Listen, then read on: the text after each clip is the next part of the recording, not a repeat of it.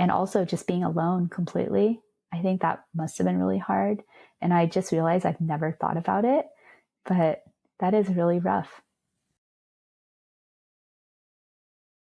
You're listening to Cultureful, where strangers become neighbors. I'm your host, Jess Lin. It's February. In the US, we are honoring Black History Month. And this year, February 17th marks the start of the Lunar New Year. To celebrate the Cultureful way, I've curated 2 special playlist collections for you. A Black Voices set and a Chinese and Taiwanese Voices set, featuring the incredible guests we've had on the show. My goal is to help us move beyond textbook history and simple traditions like red envelopes toward a richer, up-close look at the lived experience within these communities. You can find the links to these playlist collections on Spotify and YouTube, right in the show notes. Today's episode is part 2 of our 3-part journey with Jin. In part 1, we traced her family's roots from the Cultural Revolution in China to the harrowing escape of post-war Vietnam, ending with her father's escape as a refugee in Malaysia. In this chapter, the story moves into the 1980s, landing in the heart of San Francisco's Chinatown. It was a time and place where many different Chinese groups were converging, a vibrant, loud mix of people navigating mutually unintelligible dialects, all trying to find their footing in the same few city blocks. Jin shares how her parents finally arrived on American soil, the meet cute, and a relentless pursuit involving 150 pounds of rice. It's a story of chance, love, and big life-changing choices that take you from San Francisco's Chinatown to a small town in Illinois. As always, you can watch the video version of this conversation on YouTube. Here is part 2 of my conversation with Jin. So we were talking about how they both came to the States and then the meet cute. Yeah. So my dad, he was a refugee. So I think in the refugee camp, you can give your preferences on where you want to end up. And he said the US. So 2 years later, he got 2 spots for him and my 8th uncle. And so they came in 79. For my mom, really crazy story. She has an oldest brother who is also a Vietnamese refugee. And this is because, as you remember, my grandpa did business in Vietnam. And a very common thing for like Southern Chinese at the time was to I don't know if give is the right word, but it really feels like it. They kind of just give their eldest son or one of their older kids to a family member in Vietnam if they have family there. I heard this was kind of common. I don't know if this is true. And I think it was because the uncle and aunt didn't have kids. They would have loved to have a kid. And then so he just kind of did that. But also that oldest kid is meant to help bring back money, do business there for the family in China. For centuries, and well into the mid-1900s, the structure of the Chinese family was governed by Confucianism, a system where the survival of the collective outweighed the desires of the individual. Under this system, a household without a male heir was considered a spiritual and social failure. The decision to transfer a child, a practice called guoji, was not a private matter between a mother and a father. It was an executive mandate handed down by the clan patriarch or the family elders. They functioned as the architects of the lineage, moving children like assets to repair broken branches of the family tree. The boys were often transferred between the ages of 3 and 7, young enough to be molded by a new household's expectations, but old enough to have survived the high infant mortality of the era. This was a strategic necessity because property, the family name, and the ancestral altars could only pass through the male line. A daughter would eventually marry out into another family, but a son stayed to guard the lineage. By shifting a boy to a childless uncle, the elders guaranteed that the altar fires would never go cold and the family's wealth would never leave the bloodline. So that is what happens. My uncle did business, Chinese herb business in Vietnam. And during the war, he escaped. I do not know his escape story. but it was probably equally harrowing. So oldest uncle was a refugee. I actually don't know the exact details, but she came over because of my uncle, basically. And she lived at his place in San Francisco for a while, working at his apothecary. So she was basically there with my uncle, and she had found a job at this wholesale Chinese goods store. And how old was she at the time when she came over? I think she came over when she was 23. So that's 83. She and my dad met maybe 84. Yeah, so 22, 23, and then to catch my dad's story up to that point. So my dad, after arriving in 79, he ended up in Peoria, Illinois, very random place, sponsored there by a Catholic church. Worked at the first Chinese restaurant in the city, in Peoria, Illinois. It's not a city, I guess it's a town. It's like the heart of Illinois. The owner of the restaurant, her name was Pearl, really loved my dad, thought he was the most hardworking dude, admired him. So she decided to teach him how to like start his own business. She was just like, I will teach you how to open a restaurant. You are going to be my protege. And at that time, I think he was a dishwasher. And this lady also was Chinese? She was also Chinese. Pearl Chan was her name. She's like the sweetest. I met her when she was in her 90s and she was so sweet. So basically, he helped her do a lot of things, including just do supply chain for the restaurant. And the supply chain work brought him all the way to California. And so he took this big business trip to California. Yeah. Uh-huh. And he multitasked, of course. And I think he was 34 something at the time. His friend had set up a blind date for him. Do you remember the guy who like owned the boat? He is in San Francisco. And he told my dad, there's this young lady here. I think you should meet. If you're already here on business, I'm going to set you on a date with her. So. And how did this friend know your mom? He does not know my mom. So this is why it's like crazy meet cute. So basically my dad goes on this blind date. It was not my mom. He was not into her. Oh, so okay. Yeah. The different lady. Different lady. And so he and I'll just call him uncle, the guy who owned the boat. I'll call him boat uncle. And he and boat uncle are like, okay, well, that didn't work out. And the boat uncle's like, well, if you're looking for goods for the restaurant, here's like a good place you can go. And it's this warehouse that my mom worked at. He does not know my mom. That'd be cute. I know. Cute. Uh-huh. And so like they walk in and they're like, I'm looking for like rice, XYZ, blah, blah, blah. And the owner is just like, oh, you speak Chaozhouhua, which is like the dialect my family speaks. He was like, well, I have a clerk who speaks Chaozhouhua. I'll have her show you around. So like she showed them around. My dad's like, she cute. So like, so as she's like showing stuff around, he's just like, he's checking her out and stuff. And then after he leaves and goes back to Illinois, he starts calling the warehouse every day, asking for the price of the goods just to talk to her. And like, my mom's just like, why is this guy calling? He's weird. And he would like try to like, do stuff. And then my mom was just like talking to the owner. She's like, I don't know about this. And then the owner, he gets on the phone and then he's just like, if you want to keep talking, if you want to get her number or anything, you need to buy something. So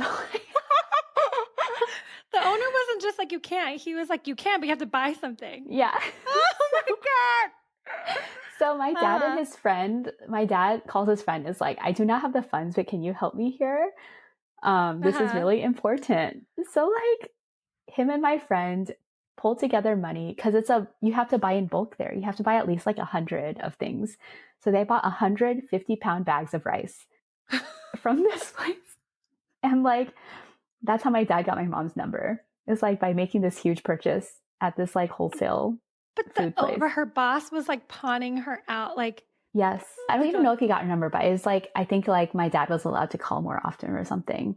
So he could talk to my mom, but my mom was just like, no, man, I don't know you. So you live in Illinois. I met you once at work. Right.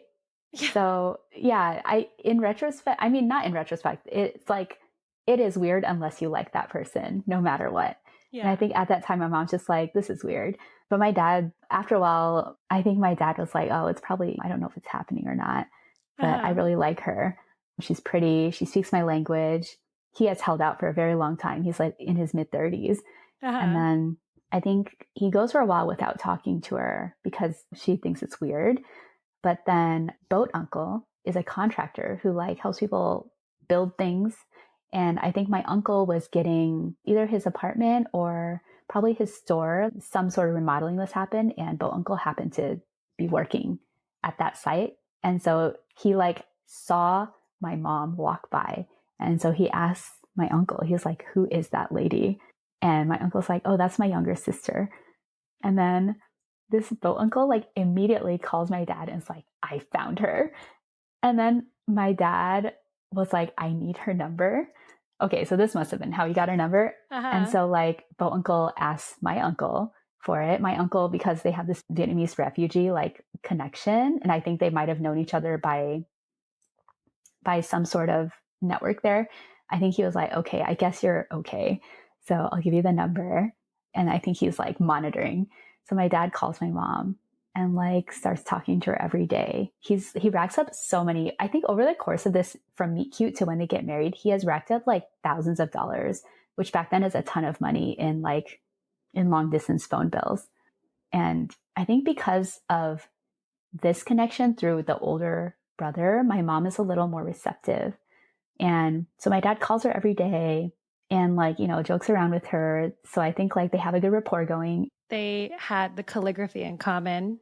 Mm-hmm. Do you know like what else they bonded over the phone when they're getting to know each other? Yeah, I think they bonded over having large families, like having so many siblings. And then also the fact that they came from a very similar place in China and they had the same like home language, the Chaozhouhua. The fact that they could speak to each other in that was probably extremely special, given that a lot of immigrants to like San Francisco Chinatown were Canto. I think there were some Chaozhou people. Yeah. To an outsider in the 1980s, San Francisco's Chinatown sounded like a single unified neighborhood. In reality, it was a map of distinct borders.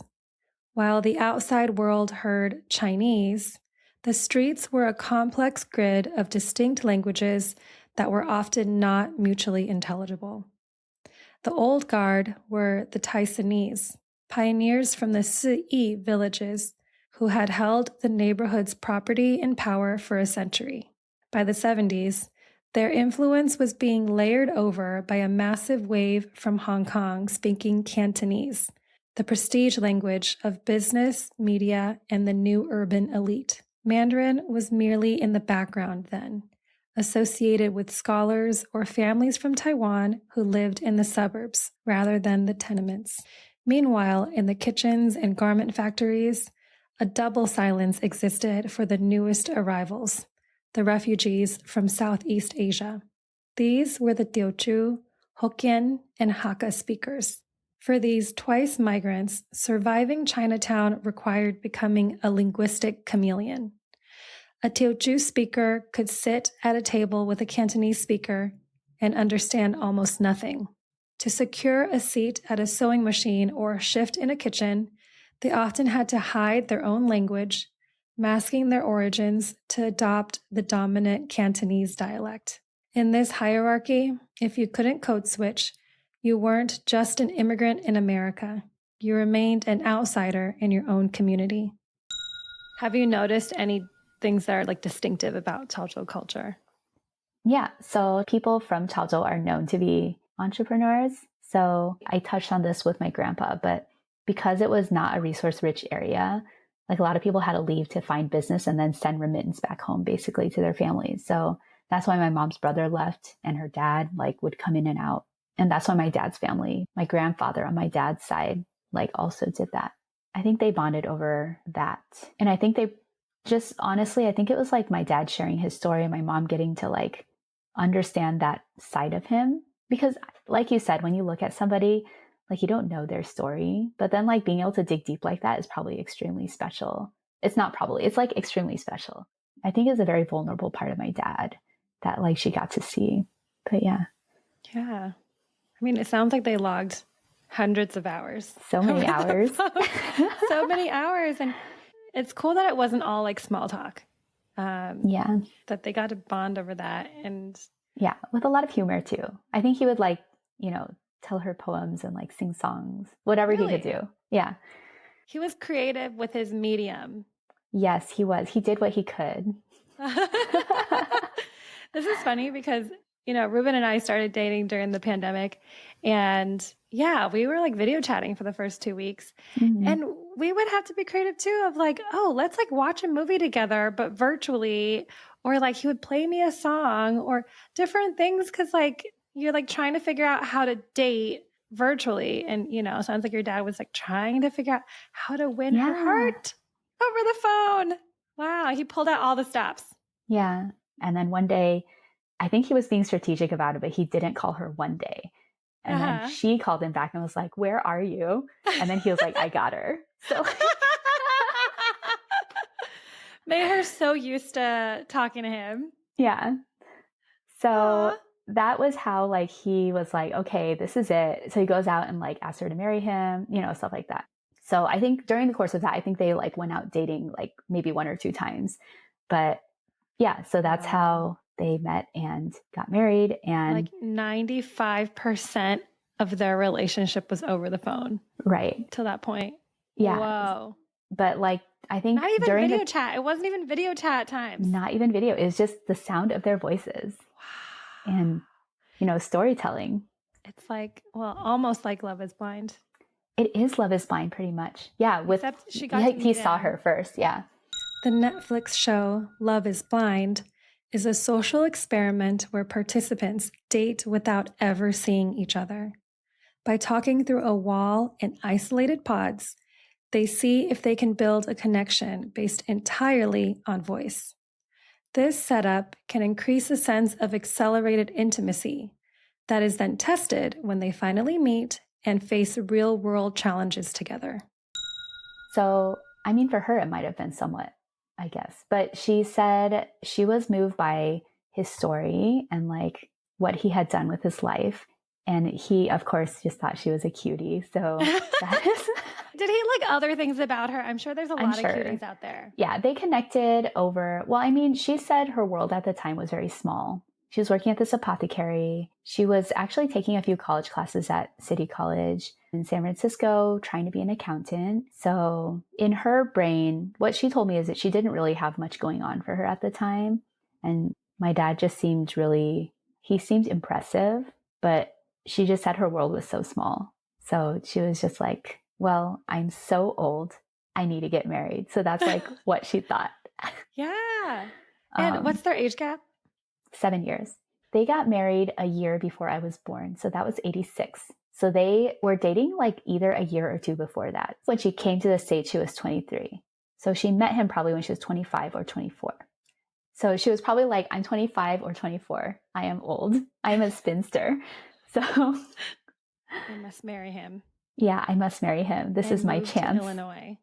Oh, the story there is she asked him to promise that they would come back to the Bay Area, which, as you see, never happened. But well, it hasn't happened yet. It hasn't happened yet. Yes, she still does really want to move out here, but the prices, are prohibitive. We'll see how it goes.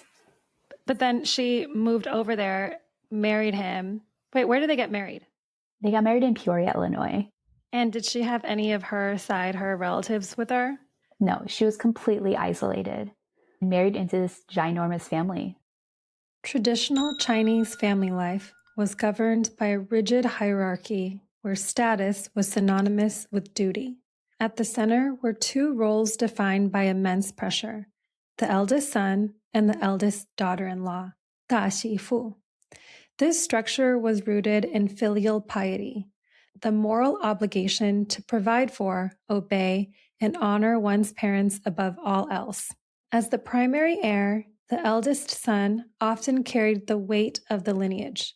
He was responsible for his parents' survival and often acted as a little father to his siblings, sacrificing his own ambitions to fund theirs.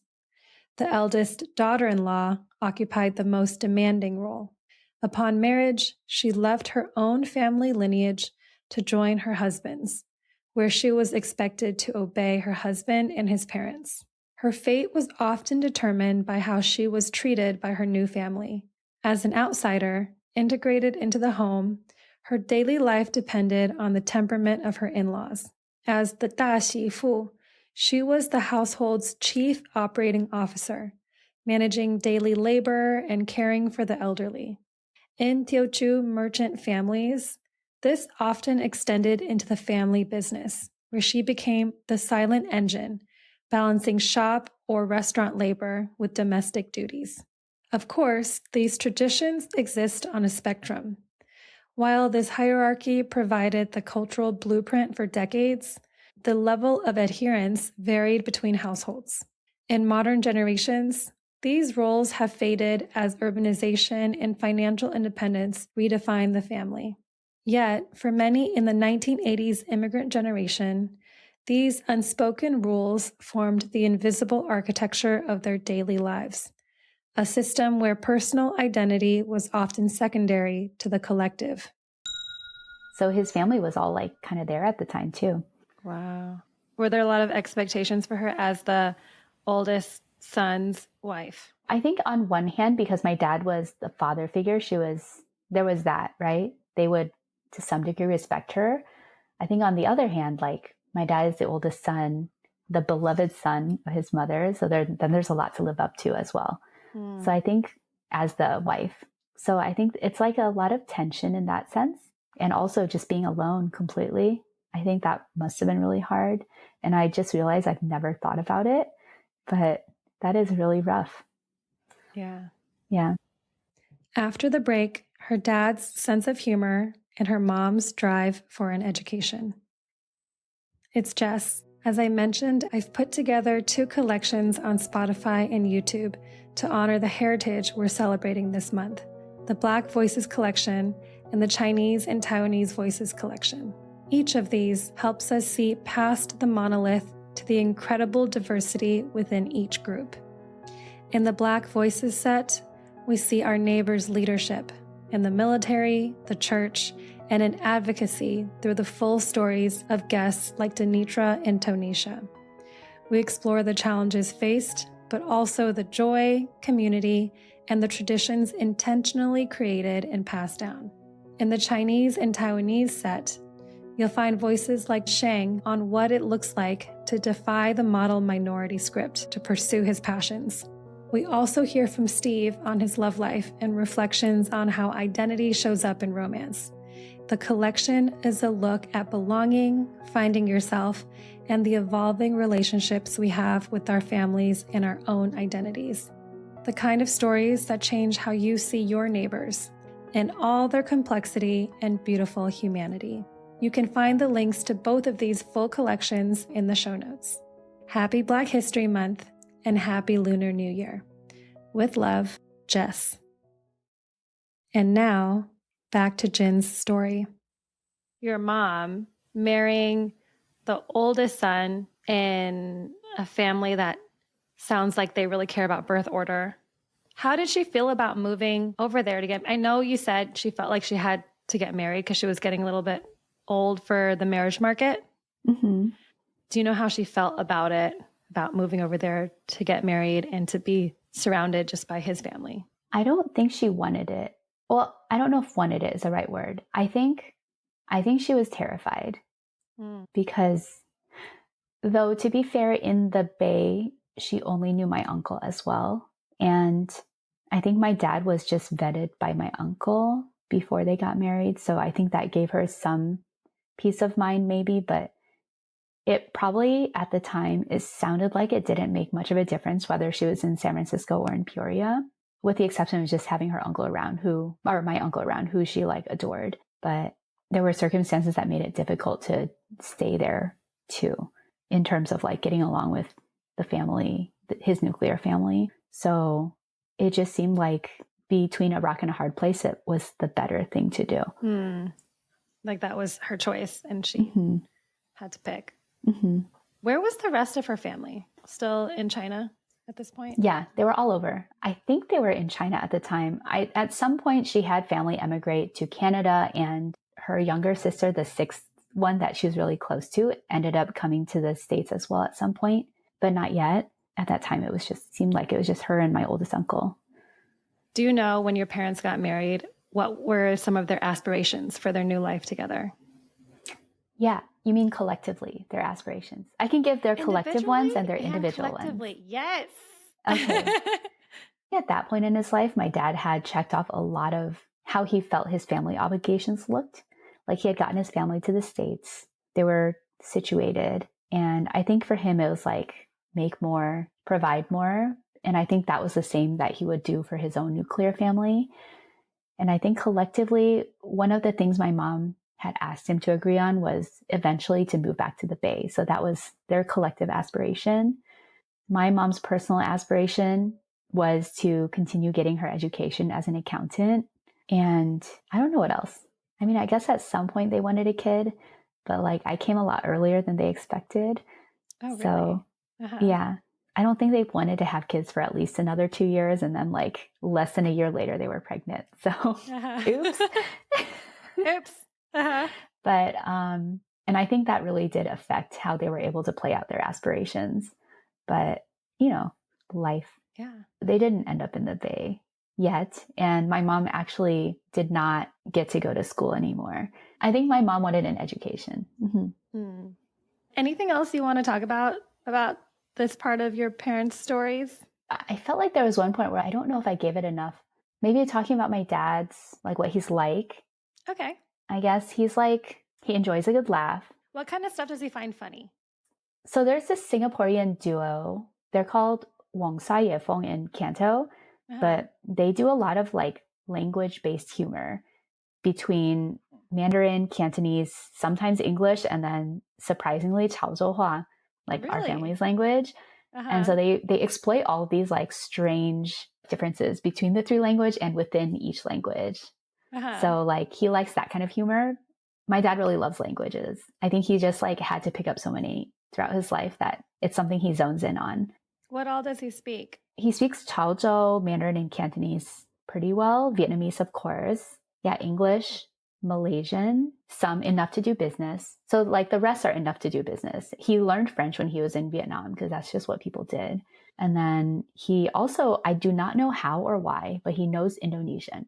I think he said like some of the business people in Malaysia that he bought chickens from were Indonesian. So he like learned Indonesian, or Bahasa, I think is the actual name of the language. But wait, so how did he learn Cantonese? I think a lot of business people in a lot of Southern Chinese speak Canto. So like if you don't speak Chaozhou, like the wider, like more widely spoken language is probably Canto. How did he learn Mandarin? I think he just picked it up from like other Chinese people. I feel like a lot of his stuff was picked up. So what language did he go? He went to school in French? He went to school in Vietnamese and French. And then he spoke Chaozhou Hua at home. He spoke Chaozhou Hua with family, yeah. And then Cantonese was like just around. With like the Chinese communities in Vietnam when he was growing up. And then he picked up Mandarin later when he was here in the U.S.? I think so. And then the Malaysian when he was in Malaysia, Bahasa. And the Bahasa when he was, And English here. Yeah, English was over television here. There's a lot going on in his brain. Yeah, so he likes that kind of stuff. Yeah. But he also likes just silly, like all sorts of slapstick, silly body humor, you know, all that stuff. I think his favorite pastime when we were growing up was like making my mom laugh. And he's like, I'm the person who's keeping her young, you know, stuff like that. Like, it's so silly. Aww, that's cute. Does he tell dad jokes? Oh, absolutely. What's his style when he tells the jokes? I think it's shifted since I've like grown up. But when I was a kid, he would like do these, I don't know if it's horrible. I thought it was horrible when I was a kid, but he would be like, touch my elbow. And then he'd like, you know, bump my head, you know, stuff like that. I hated that. And then he would like come up behind me while we were walking in the grocery store and just like stick his knee into my knee. And then I would just like buckle and then he would think it was hilarious. This is like Big Brother humor. Yeah, he did a lot of Big Brother humor. I mean, because he was a big brother of a lot of people. Maybe he never didn't grow out of it. I thought it was awful, but like that's what he loved doing. And then he would tell me, you know, these like language jokes, which I thought were pretty great. So I like those. And as we've gotten older, it's more about those things or like situational humor. I can't even remember. I guess I was just thinking like, but most of his jokes are his own or, okay, this is me projecting because my dad, he really only like copies other people's jokes and recycles them.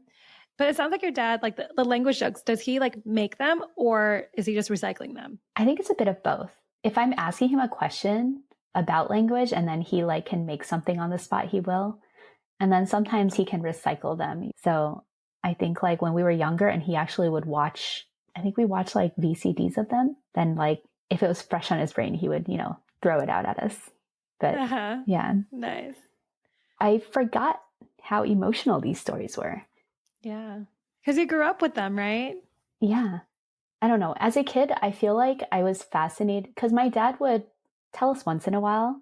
And then like I was so fascinated. I spent a lot of my school assignments just like if I had the opportunity to research the Vietnam War and like personal stories, I would actually try to do that and stories of China during the Cultural Revolution as well. So like I felt like I was constantly trying to understand my parents more because they were in some ways very forthcoming compared to, I know, like other parent-child relationships, but in other ways, like it just felt like it was such a tiny slice of their lives that they were like able to verbalize to us because like we didn't understand back then. That was just really rough. I don't know, not rough, but it was just like, hard to grasp as a kid. Yeah. They both grew up experiencing these very intense historical events. Right. So intense. So intense. Yeah. And then they found each other and it sounds like they bonded over some of that. Mm-hmm. Yeah. It's just, oh man. Yeah. It sounds like they both went through and experienced and saw a lot of things. Yeah, I think so. I feel like their lives could be books. Yeah. Before we wrap up about your parents' youth, I want to go back and ask a follow-up question about your mom and how she came to the US. Your mom has so many siblings, but not everyone came, right? And it sounds like your mom was one of the early ones to come in her family. Yeah. Like, how did she decide or who decided that? She decided that. So the reason why she came was because she didn't get into college in China. I think at the time, like leading up to the point of college, I don't think her education was like very thorough considering the situation. And so it was Gaokao. I think it was a Gaokao system, but I think it was based on a test. And I think she was like she did not make the cutoff. It was kind of close, I guess, but it didn't matter. The Gaokao is China's national college entrance exam, a standardized test that serves as the primary gateway to higher education and social mobility. Since its establishment in 1952, it has been the high-stakes gateway to the professional class. In 1966, the exam was suspended for a decade during the Cultural Revolution, an era where academic merit was replaced by political loyalty. When it was finally reinstated in 1977, over 5 million people, ranging from teenagers to adults in their 30s, rushed to take it. Only 5% were admitted. In the 1980s, the exam was a strict 3-day marathon, typically in July. Students were tested on 6 or 7 subjects, depending on whether they chose a science or humanities track. It was an all-or-nothing system. With no private colleges, failing the cutoff usually meant a permanent state assignment to manual labor or factory work. While you could technically repeat the test, there were no private cram schools. You had to self-study while your family bore the cost of an extra year without your wages. Today, the exam remains a test of endurance over 2 to 4 days. While there are now more paths for those who don't hit the top scores, missing the score of a top-tier university still creates a ceiling on career growth. The pressure has created a massive repeater industry, where students spend a full year in dedicated centers, desperate for a second chance to change their professional trajectory. And so she was devastated because I think she was considered pretty bright to begin with. So because of that, I think she was just looking for an option. And I think she still cared about education rather than like marrying, which could have been an option. So that's why she ended up in the States. So she wanted to come here for school. Yeah, now being in her shoes, like as we're talking, it's crazy. There's a lot. Yeah, like does doing this interview and kind of thinking more in depth of their backgrounds and their journeys, like, yeah, how does it feel to be doing this interview and reflecting about all this stuff? I really appreciate that I've gotten to like connect a lot of these dots that have never been connected, because all of these stories are given to me by my parents in spurts of like when they feel like sharing. So like it's all accumulated over however many years I am. But I think, yeah, it's actually really crazy to think about how all of that adds up to, where my parents are now, or where they were even up to the point of getting married before having me. It makes me appreciate my mom especially a lot more. I feel like for my dad, it's very easy. It's very clear, like the amount of appreciation that like all of what he's done has garnered. And I feel like it's crazy because my mom has accomplished so much already, like even beyond that, of the stories I've told you, but like I've never actually appreciated how difficult it must have been as a female, especially. So yeah. Yeah, because I mean, like hearing their immigration stories.